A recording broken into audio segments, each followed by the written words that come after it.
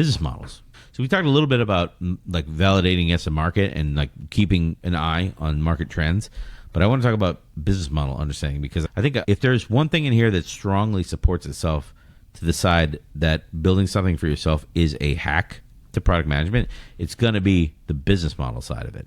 So the professional product managers, they have to understand how products generate revenue, how they acquire customers, the whole life cycle, right? And then personal projects, they can skip these business fundamentals because they're things that you're just using. Right. Just tools that you're using. You just want to build a better tool. So I just basically outlined the for and against right there, right? The personal projects, they ignore enterprise kind of reality, and scale business plan kind of stuff. So in the world of the for, I'm going to start with the for on this one just to see if I can do something different. Sure. Self-building, it forces you into business model thinking is what I would say. You personally are bearing the costs of building everything, paying for the tools, paying for hosting if you're on AWS or whatever, and then your time maintaining the product. Like you're spending all this time maintaining the product, building things, extending it, doing whatever. So you're constantly thinking about strategy. You are, but if you're doing it yourself, what you don't have in mind are things like A versus B, right? Should I invest here or here, right? So while we're working on this, what's the opportunity cost? You're only working on one thing.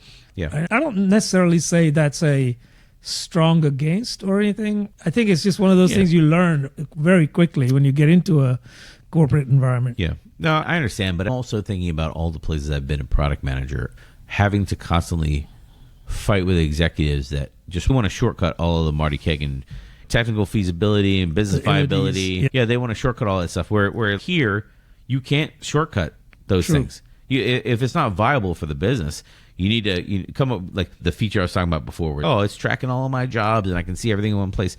Okay, that's great. Technically, can I build that where it's reliable and good and doesn't take me a week? Because again, I think a day is a long time to be coding one feature.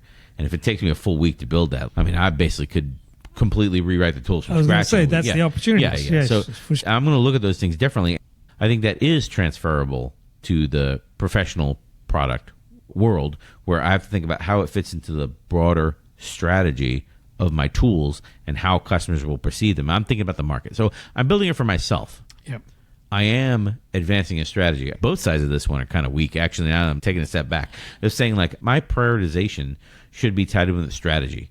And if it's not, then I guess the against kicks in, where your personal project like ignores the reality of business.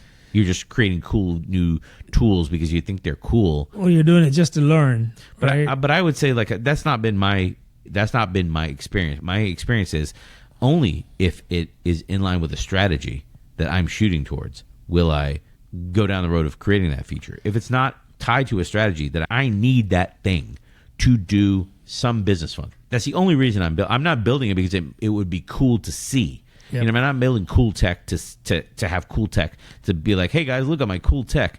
Well, what are you going to use that cool tech for, Brian? Oh, I don't know. I just thought it was cool. I never would do any of that. You don't. But if you're a solopreneur, you're building it for yourself, you're more likely to end up doing that than be in a corporate culture where your directions and your positions are challenged more. And I think that's where the main arguing point about this one should have been is, do most businesses do that? I think they should. I think the solopreneur, the real arguing point here that we stumbled into is a lot of development teams just get told what to do. And now you're back to what we're trying to pin on these solopreneurs, the large businesses, because they got budget and because they got made money to burn. They're willing to do that, do what I say, development, until the market downturns, and then they lay off people, and then they go back to brass tacks or whatever. But the solo people, I think, they are not doing cool stuff just to do cool stuff. They're doing cool stuff because it's in pursuit of a strategy. So I would say they're probably more strategy first than most businesses that I have observed. Most businesses don't even write their business strategy down anywhere. So the product managers have to struggle to figure out even what to connect it to. That is true. So here's something to think about. If you're a solopreneur, you're doing these products by yourself, you're building them for yourself. Do these products have to be profitable? Does it have to generate revenue? It's just you, right? If you're not generating revenue with the features that you're building, then there might be a way to measure. Like, is it time savings? What is it that you're measuring? Because if you're building a tool for something, there's probably something you can measure coming out the other end. If it's time savings, great, measure that. If you're actually monetizing it and throwing it out there and getting other people to use it, then like, even okay. better. But there's probably something you can measure to again, like go back to like, what is the business strategy we're advancing? And then which does this feature take us down? The podcast tool I was talking about before. We got thumbnail creation.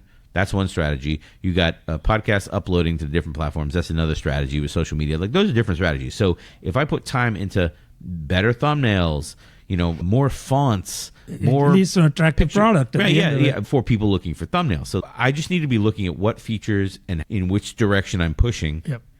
And then I just do some radically different, not including either of those strategies, development work. And it's not tied to any of my strategies as in play. I wouldn't do that. I would say, hey, I really want to try to figure out how to do this because I think it's cool, but it doesn't advance any of my strategies. So I'm going to put it way down in the backlog. And honestly, it probably will never get picked up. That's how it should be. But in the professional world, what happens is your boss comes down and says, I want this out by this date. And I'm squarely into the pet products thing. Your boss comes in and says, this is what I want. In some professional organizations, this building cool stuff falls under like invention labs or like skunk works or whatever, right? Where a certain amount of R&D money is allocated to doing those sorts of things, which is great. So yeah, I agree. I think if you're a solopreneur and you're thinking about it like this, it either saves money, makes money, that's good. And sometimes there's an edge case there to think about where you say, well, it's going to do that, but it's not doing it now. So what I'm doing right now is just letting people know about this. It's coming.